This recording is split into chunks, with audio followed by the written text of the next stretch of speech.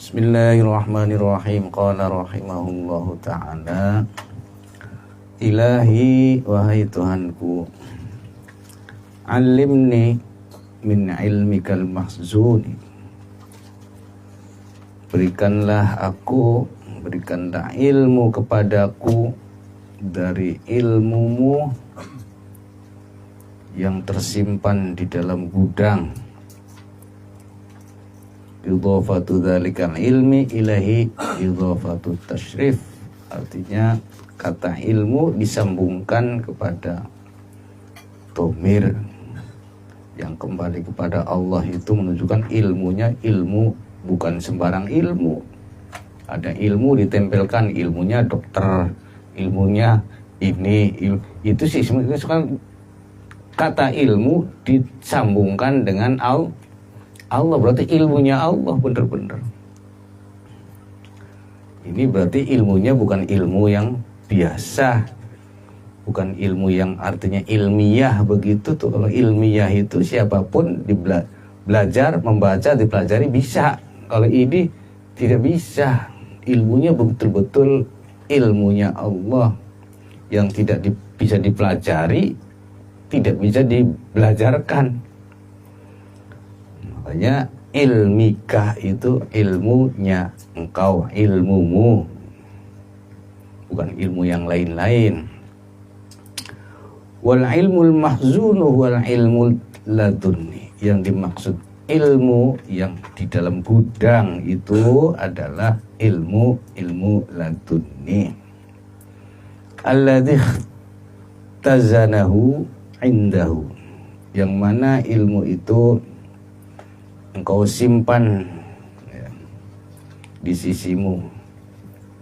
Falam yu'tihi illa lil makhsusi, ilmu-ilmu itu yang mana ilmu-ilmu itu tidak diberikan kepada siapapun kecuali kepada orang-orang yang dikhususkan. Min auliyaihi, dari para kekasih-kekasihnya. Qala ta'ala fi sya'nil Khadiri alaihi salam, Allah berfirman yang berhubungan dengan yang terjadi kepada Nabi Khidir alaihi salam. Allah berfirman, wa 'allamnahu min ladunna ilma, aku, kata Allah, memberikan ilmu kepadanya dari ilmuku, min ladunna, dari sisiku atau dari penjagaanku, ilman, memberikan kepada dia ilmu. Ini namanya ilmu ladunni, itu ilmu dari sisi Allah.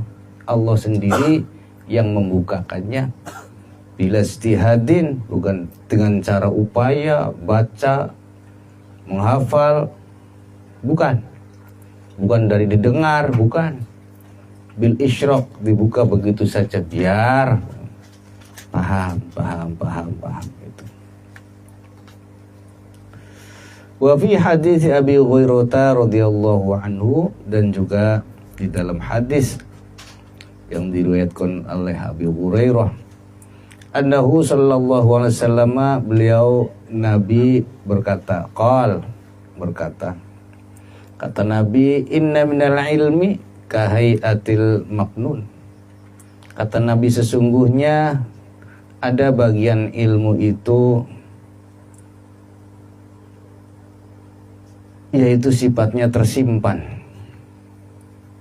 Namanya ilmu yang wajib disembunyikan. Kalau Anda mendapatkannya, ya sembunyikan. Ilmu itu betul-betul untuk Anda, porsinya bukan untuk orang lain.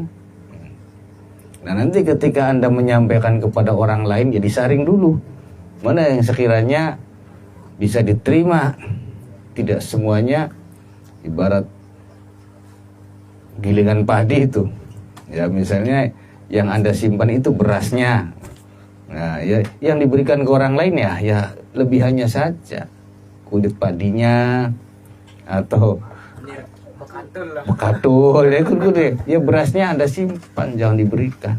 Yang disampaikan itu yang yang sekira bisa mereka bisa menangkap saja. Kata Nabi, sungguhnya ilmu itu ada yang namanya ilmu yang harus disimpan. La ya'lamuhu illal ulama'u billah. Tidak ada yang memiliki ilmu ini kecuali mereka para ulama'u billah. Ulama'u billah itu orang-orang yang alim, orang-orang yang memiliki ilmu, yang ilmu itu dari Allah ilmunya. Namanya ulama'u billah. Fa'idha nataqu bih. Mereka ulama'u billah itu ilmunya betul dari Allah. Dia tidak menginginkan. Artinya tidak berupaya. Ketika mereka itu berkata atau berucap dengan ilmunya, la yungkiruhu illa ahlul ghirrah billah. Orang yang mendengar tidak akan menolak. Telinganya itu tidak akan menolak, sebab yang mendengar itu telinga hati, akan diterima. Golongan manapun menerima. Illa ahlul ghirrati billah. Kecuali yang menolak itu ahlul ghirrah billah. Artinya ahlul ghirrah billah itu apa ya? Ya wong semangat sih semangat, tapi ya begitu. Ya sama ibadah semangat, tapi begitu. Artinya ya tapi kan itu yang tapi kan itu, tapi kan kita harus ikhtiar, kan begitu. Tapi kan kita harus bekerja juga. Ya masa nyambung nggak model makan, pasti menolak. Mana dalilnya dulu? Ada hadisnya enggak? Ini angel model makan di pelajaran, masa menolak. Jadi kalau ini Ibnu Taimiyah sejak dulu juga begitu. Dengan pandangan-pandangan para sufi dia menolak. Beli ngandel nih singarane ana kholwat, ana riyadhah, ana mujahadah, apa itu? Jadi pelajaran Ibnu Taimiyah orang mancing. Ini ahlul ghirrah itu mereka. Jadi dia lebih mengandalkan amalnya daripada Allah itu sendiri. Dia menolak dengan pelajaran-pelajaran begini. Wa qala ba'duhum, sebagian mereka para arif berkata, wa asrarullah, ada yang mengatakan ilmu laduni itu bagian dari rahasia-rahasia Tuhan, yubdiha ila anbiya'i, yang mana rahasia-rahasia itu hanya disampaikan, hanya diberikan kepada para nabi, wa auliyaihi, dan para kekasih-kekasih Allah, wa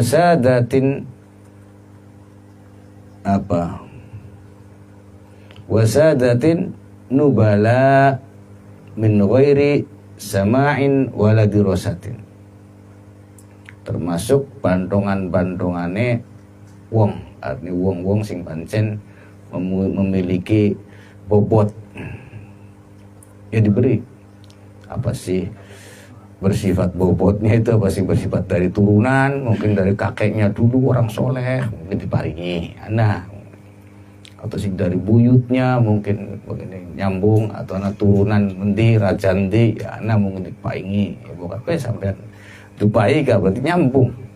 Kalau orang yang paham ilmu-ilmu ini, saya yakin nyambung kalau bulan wali. Anak turunannya, karena jadi Syekh Ibnu Malik, wala yajuzul ibtida bin nakirah. Artinya tidak mungkin Allah memberikan hal-hal kepada seseorang yang luar biasa itu dan kepada orang-orang yang tidak ada bobotnya, pasti ada bobotnya. Ya ini mudah-mudahan kita termasuk paham atau belum paham, tapi nyatanya tidak bosan. Ya paling beli anak turunannya, dulati munggah kemeng Raden siapa ta, buning buyut siapa, ada turunannya. Jadi termasuk wasadatin nubala, ya itu ada turunan wali, ya sadatin nubala, anak turun penggede minimal anak. Nah ilmunya dari mana? Min ghairi sama'in, bukan karena kamu mendengarkan, bukan karena wala dirosatin, tanpa deres. Orang buka-buka kitab terus biar. Itu qala rahimahullah ta'ala wa sunni ay ikhfadni an ru'yatil aghyar. Wahai Tuhanku, aku mohon perlindungan atau penjagaan kepadamu an ru'yatil aghyar, dari pandangan-pandanganku terhadap selain engkau. Semua selain engkau ini memang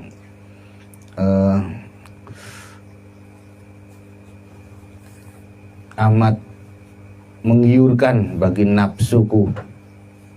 Untuk itu aku minta pertolongan, penjagaan darimu tiap kali aku melihat aghyar-aghyar itu dalam ngaton ayu, dalam mobil bagus, dalam rumah, dalam tanah, menggiurkan kabeh. Itu minta dijaga. Ya, nafsuku itu ya yang selalu bergejolak ini. Makanya musuhku ya nafsuku sendiri. Makanya dikatakan kalau setan sih kata Allah, inna kaida syaitani kana dha'ifa. Sebetulnya upaya setan sih lemah. Yang berat itu nafsumu iku, setanku niku.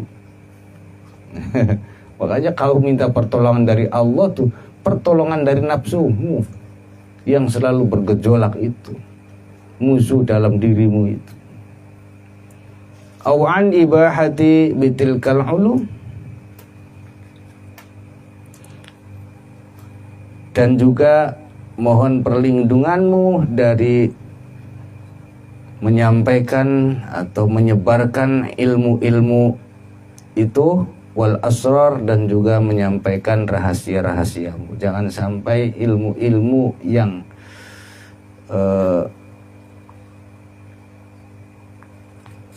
darimu, ilmu yang berharga ini disampaikan begitu dijual murah di hadapan manusia. Dan juga mohon perlindungan dari aku menyampaikan atau membocorkan rahasia-rahasiamu. Setiap orang yang hebat, tanda-tandanya orang hebat, artinya dia ada rahasia dalam dirinya. Bakalakah rahasia orang hebat? Ya orang saja kan, termasuk keluarga, rumah tangga, itu kan bagian dari wibawa seseorang kan. Ya nyatanya kalau Anda mau utang bank, ya harus keluarga, ada kakak, itu kan nilai Anda di situ.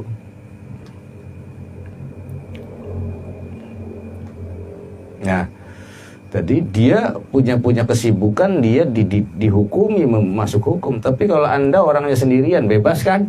Ya bebas itu kan, tapi ya menafsunya bebas juga. Tidak kena hukum juga, mau kemana saja, mau pulang jam berapa, mau tidur di mana.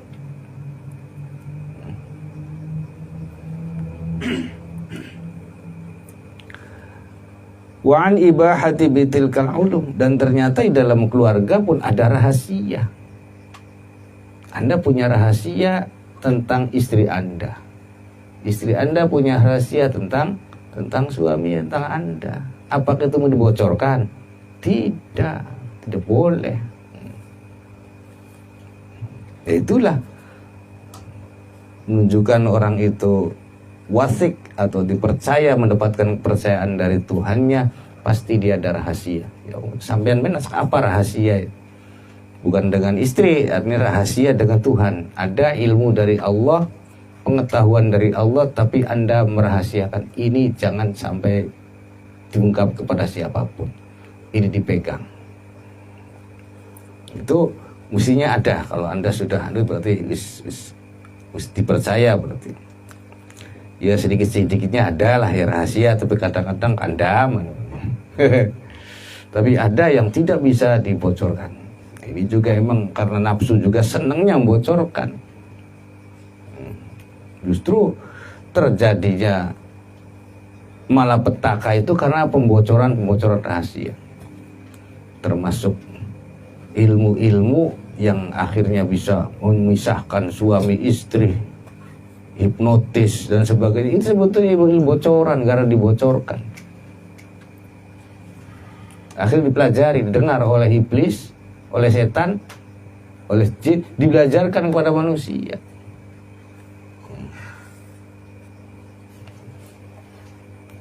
Konon itu dapat dicuri dari kastil Sulaiman, akhirnya dipelajari, disebarkan. Ya itu akhirnya ilmu-ilmu seperti itu. Itu kalau rahasia-rahasiamu dengan Allah itu dibongkar semua, wah ya berat kabeh nanti urusannya. Kerusakan-kerusakan yang terjadi, ya memang kehebatan-kehebatan, tapi kerusakan dampaknya. Itu ilmu namanya ilmu maknun atau ilmu yang patut disimpan.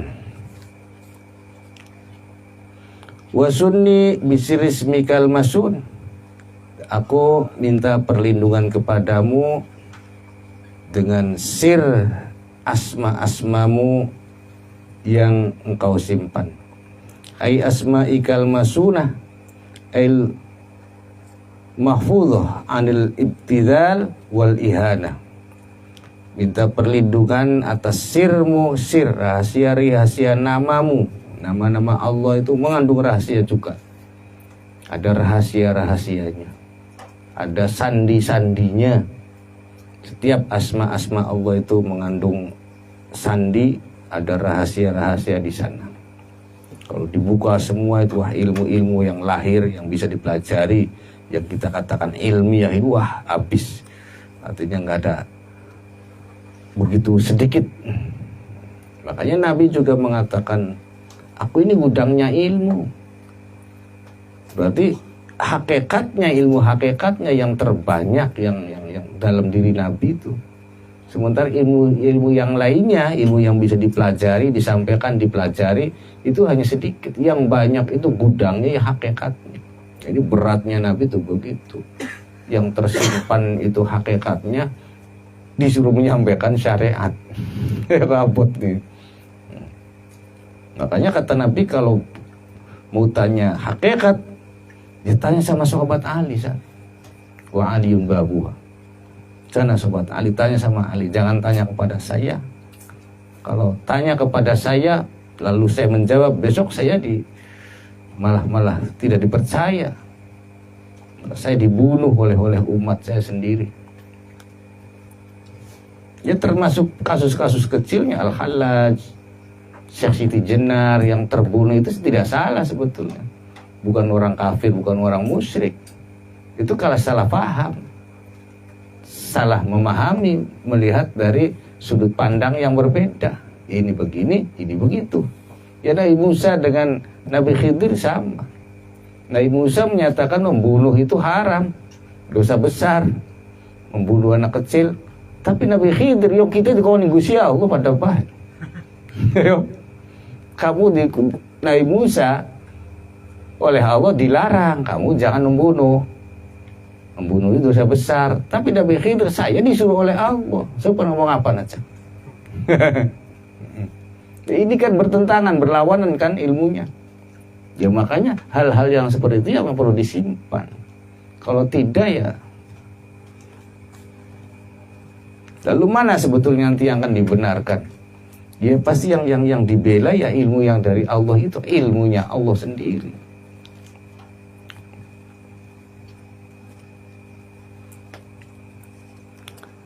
Jangan sampai aku membocorkan rahasiamu untuk merendahkan, untuk membuat rendah akhirnya ilmu itu.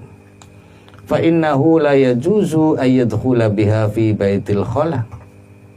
Oleh karena sesungguhnya tidak diperbolehkan, atau sebagaimana tidak diperbolehkannya orang masuk ke dalam baitil khala itu, ke dalam WC ya, membawa nama-namamu. Nah itu kan tidak patut.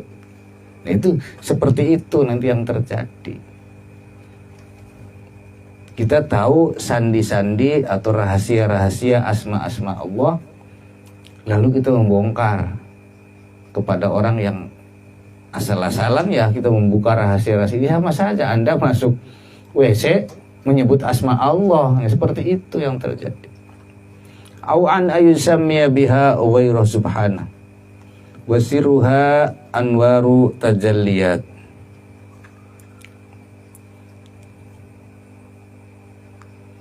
Wasirruha, sir-sirnya asma itu anwaru tajalliyat, merupakan nur-nur tajalli, cahaya-cahaya tajalli Allah. Yang nur kadang dikatakan tajalli juga, ya, pengaruh Allah. Tadi yang melekat nanti betul-betul sifatnya orang itu ya sifatnya Allah yang melekat. Ketika dia berkata, ada hadisnya, Allah sebagai lisannya. Allah hakikatnya yang berkata. Ketika dia melihat, itulah penglihatan Tuhan. Tahsulu liman yadhkuruha, yang mana tajalli nur, tajalli Tuhan itu akan sampai kepada orang-orang yang mana hanya akan sampai kepada orang-orang yang menzikirkan asma-asma itu. Ya. Ilahi wahai Tuhanku, haqiqni bihaqaiqi ahlil qurbi. Tetapkanlah aku atau mapankan aku sebagaimana kemapanan ahlul qurbi, orang-orang yang sudah dekat kepadamu. Ai a'tini, berikanlah aku maqamati ahlil qurbi, maqam kedudukan orang-orang yang dekat minka terhadapmu. Alladzina tahaqqaqu fi maqamil fana, yang mana mereka itu orang-orang yang mapan itu yang sudah mapan di dalam maqam fana. Makom fananya sudah mapan, berarti sudah kelewat. Kalau masih di makom mapan ya belum mapan. Kalau di makom fana berarti sudah melewati makom fana, berarti sempurna. Sudah menduki melewati makom fana. Fa batala fi haqqihim ru'yatul asbab, sehingga dia tidak mau, batal itu ya tidak mau, tidak ada hak dalam dirinya melihat sebab-sebab itu. Sudah melewati kausalitas. Bakal pengen suge ya kudu menggawe, wis ora tinggo ki. Bakal pengen pinter ya sekolah, sudah tinggo. Bakal pengen waras, olahraga, udah tidak dipakai. Betul-betul dia digerakkan oleh Allah. Apa yang terjadi kepada dirinya adalah keinginan Allah. Wazala anhum kullu hijabin, sehingga semua hijab-hijabnya itu hilang karena melepaskan diri dari kausalitas. Selama Anda masih bergantung dengan sebab akibat, hijab Anda tebal. Orang pinter-pinter ya. Dikit-dikit bagaimana bisa terjadi, kok begitu ya susah. Masa begitu? Ya karena akal Anda masih putar-putar di sini. Sebab yang urusan Allah itu nggak bisa pakai akal-akalan. Tapi dengan ru'yah, dengan penglihatan. Lihatnya bukan dengan mata, tapi dengan basiruh, dengan mata hatimu melihat Tuhan. Falam yarau ghairak, sehingga diharapkan aku tak melihat siapapun selain engkau yang aku lihat. Waktafau bitadbirika, dan aku cukupkan dengan aturanmu saja. Antadbir anfusihim, dari pengaturanku, atau mereka mencukupkan dengan pengaturan Allah saja daripada pengaturan dirinya. Cukup Gusti Allah sing pangatur. Tugas kita adalah tidak lain illa liya'budun, kecuali aku pengabdian kepadamu. Persoalan nanti yang terjadi, kehilangan atau mendapatkan sakit atau mati, memang sudah tertulis semua, tidak bisa mengelak. Apa karena dengan olahraga terus menerus jaminan saya sehat terus? Tidak juga, dokternya ada yang mati juga, sakit. Ya. Apakah dengan jaminan saya harus kerja keras setiap hari banting tulang saya jadi orang kaya? Nggak juga, banyak yang nggak berhasil sampai mati, sampai cucu. Kerjanya setiap hari. Ini kan patah sebetulnya sudah kausalitas itu. Sampai doa-doa pun kalau dibuat kausalitas ya gagal juga. Silakan ada berdoa. Apa jaminan besok dapat? Tidak juga. Kalau begitu siapa dong dibalik semua ini? Ya sudah, kita bergantung kepada Dia saja. Tugas kita bukan untuk mengatur kehidupan, bahkan untuk mengatur setelah kematian di akhirat. Tugas kita tidak lain menjadi abdinya. Dalam keadaan sehat ataupun sakit, dalam keadaan fakir ataupun kaya, dalam keadaan berilmu, alim ataupun bodoh, tetap aku jadi hambanya. Itu saja kok, sederhana kan. Repot-repot sampai ngatur sendiri, harus jadi orang kaya, harus jadi bos, harus jadi, ya lelah sendiri. Apalagi sudah dipanggil bos, repot kan. Harus bawa uang terus, bos, jangkrik bos, pegel.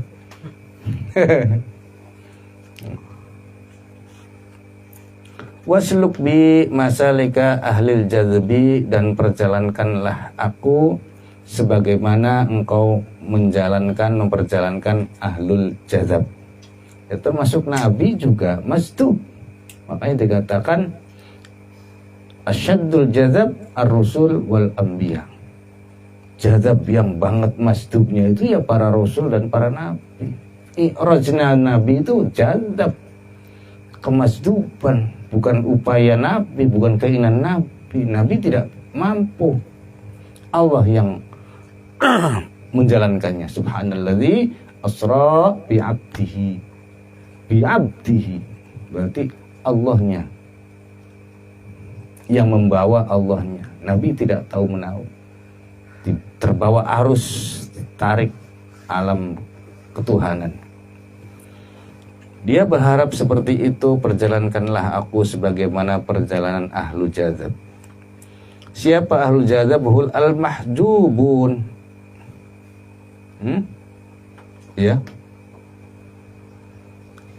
Wahum al-mahjubun, mereka yang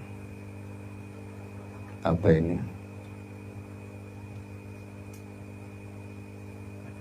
Al-mahbubun. Wahum al-mahbubun, mereka orang-orang yang engkau cintai. Al-muradun, mereka orang-orang yang engkau inginkan. Seorang salik bisa juga dikatakan masdub. Masdub dikatakan juga salik. Ya. Faka'annahu yaqul, seakan dia berkata begini, adzibni ilaika, bawalah aku kepadamu, hatta yashala alayya sulukut tariq, agar aku mudah melewati tariq, perjalanan ini, perjalanan kepadamu, wa asila ilaika, dan sampai kepadamu, fi aqrabi muddatin, dalam waktu yang cepat. Sebab urusannya Allah pengennya cepat. Kau pengen sampai kepada Allah pengen lama, ya pengen cepat dong. Untuk itu saya tidak ada upaya, buang saja aku untuk upaya kerja keras melakukan suluknya. Mungkin aku mengandalkan amal zikir, itu tidak bisa. Udah, masdubkan saja aku agar segera sampai kepadamu. Wis tekan kana sipan masdub jazab itu pan waras ya pujare, pan edan bae pujare, yang penting udah sampai kepadamu, selesai. Bagan bisa makan li edan tapi sampai kepada Allah. Masa mau sebagian atau besoknya mati nggak apa-apa, yang penting aku sampai kepadamu. Karena siapapun hamba tujuannya adalah Tuhannya, itu tujuannya itu. Masa nggak mau sampai kepada Allah dan besoknya mati gitu? Ya siap, sampainya kepada Engkau ya Allah. Perjalanan hidup ini sebenarnya perjalanan dari hamba kepada Tuhan sebetulnya. Tutukon ning dunia kon rebutan ini rebutan, bukan itu. Jadi makanya orang kalau dibuat sakit pun, kalau akhirnya zikirnya semakin hebat, ya terus akan sakit ya. teruskan saja sakitnya, jangan minta sembuh. Itu lebih cepat kepada Allahnya.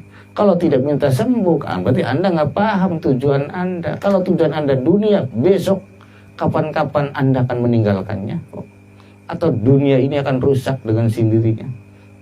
Tujuan utama itu Allah, yaitu keabadian. Tapi jangan bunuh diri.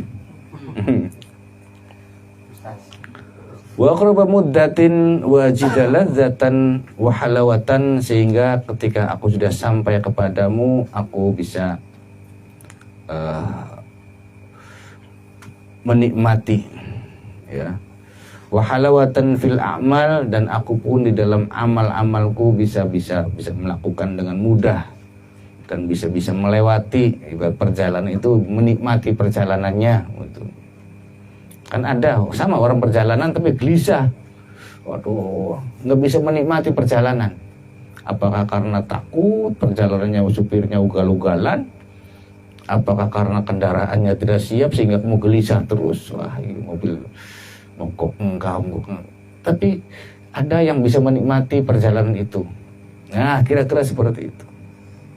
Kama huwa halu ahli jazab, sebagaimana yang terjadi dalam diri ahlul jazab. Alladzina akhrajathum an hukmin anfusihim, yang mana ahlu jazab itu telah keluar dari hukum dirinya. Persoalan aku miskin atau kaya sudah tidak ada dalam pikiran. Persoalan saya harus terhormat atau tidak di hadapan manusia sudah tidak ada. Mesti tidak ada hukum-hukum yang menghukumi dirinya. Wa tawallaitahum bihifdzika wa ri'ayatika min ghairi mujahadatin. Dan mana engkau menjaga mereka dengan penjagaanmu, dengan pengawasanmu, min ghairi mujahadatin wala mukabadatin, sehingga mereka bisa melakukan apapun tanpa harus susah payah, tanpa harus berlelah-lelah berperang dengan nafsunya. Ini bedanya. Kalau ahlul jazab itu memang dia tidak berlelah-lelah, tahu-tahu sudah sampai saja. Tapi kalau para salik penempuh, wah ini betul-betul perang dengan nafsunya dulu. Makanya yang patut dijadikan pembimbing ruhani itu ya para salik, sebab dia banyak pengalaman perjalanan hidupnya, itu pahit perihnya itu banyak. Sisi lain, apakah tuntutan aku harus zikir kepada Allah? Sisi lain, apakah harus bekerja? Anak istri saya bagaimana kalau ditinggalkan? Sisi lain, dia ini berat. Ilahi, wahai Tuhanku, aghnini bitadbirika, cukupkanlah aku dengan aturanmu saja. Antadbiri, daripada aku mengatur diri. Wa bikhtiyarika, dan cukupkan aku dengan aturanmu, dengan pilihanmu saja terhadapku. Anikhtiyari, daripada pilihanku. Sudah. Yaitu juga meminta cukupkan, kira-kira nafsu ini menerima kecukupan atau menerima pilihanmu. Ini berdoa agar nafsuku menerima pilihanmu, agar nafsuku menerima pengaturanmu. Itu dimintakan kepada Allah juga. Fa inna tadbiri ahwala nafsi, oleh karena pengaturan-pengaturan itu ada perilaku-perilakuku. Wah, saya harus begini, harus begitu, sepatutnya nanti begini, wah nanti ke depan begitu, pengaturan-pengaturan. Wa ikhtiyari syai'an minal asya, termasuk perilaku nafsu, yaitu memilih dari bermacam-macam. A sampai B, milihnya yang mana? B.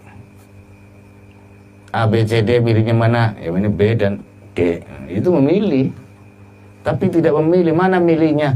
Saya tidak memilih. Milihnya apapun yang engkau berikan, itu adalah pilihanmu. Itulah yang aku pilih.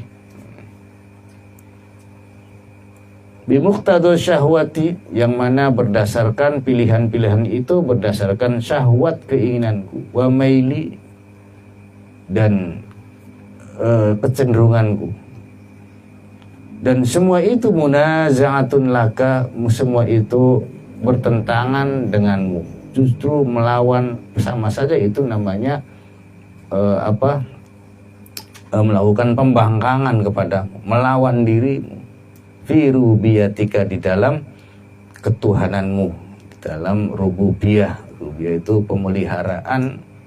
Li'annakal munfaridu, oleh karena engkau adalah an-munfarid, satu, engkau adalah satu, bitadbiri wal ikhtiyar, tetap saja ujungnya engkau juga. Aku memilih, tidak memilih, ujung-ujungnya pilihanmu juga. Ya sudah, kalau begitu jangan berlelah-lelah. Aku berupaya, tidak berupaya, ya keputusanmu juga yang akan terjadi. Ya sudah, aku tidak usah mengarang hasil harus begitu, nggak bisa. Kerja saja sebagai aktivitas perintah, sebagai bersyukur atas nikmat sehat, saya bekerja, saya laksanakan, tidak boleh malas. Tapi persoalan hasil tidak hasil itu sudah tidak aku pikirkan lagi. Itu yang terjadi keputusanmu juga. Kalaupun hasil bukan karena kerja kerasku, tapi karena keputusanmu. Kalaupun tidak berhasil bukan karena kegagalanmu, itu kecukupan dari Allah juga. Ya sudah, kalau begitu saya tidak memilih. Tetap saya kerja keras, saya semangat melaksanakan tugas hidup, tapi persoalan hasil saya tidak memilih dan tidak mengatur. Cukup yang terjadi aliran-aliran darimu saja. Itulah yang menjadikan orang bahagia tuh begitu. Tapi kalau kau merasa berhasil karena dirimu, kau banyak mengatur ini, mengatur itu, ya rusak sendiri kamu, kecewa sendiri, hartamu tidak berguna akhirnya, ujung-ujungnya terjadi perkara, ujung-ujungnya terjadi bencana, nangis ujung-ujungnya. Ya kayak anak kecil saja itu kan. Innal mizahabat halawa fa innaha akhiruhu adawah. Ya, awalnya senang kabeh, anak kecil bermain awalnya senang, ujung-ujungnya bertengkar kan. Ya begitu semuanya. Qala rahimahullah ta'ala wa auqifni an murakizid dirari wallahu a'lam. Al-Fatihah. A'udzu billahi minasyaitonir rajim. Bismillahirrahmanirrahim.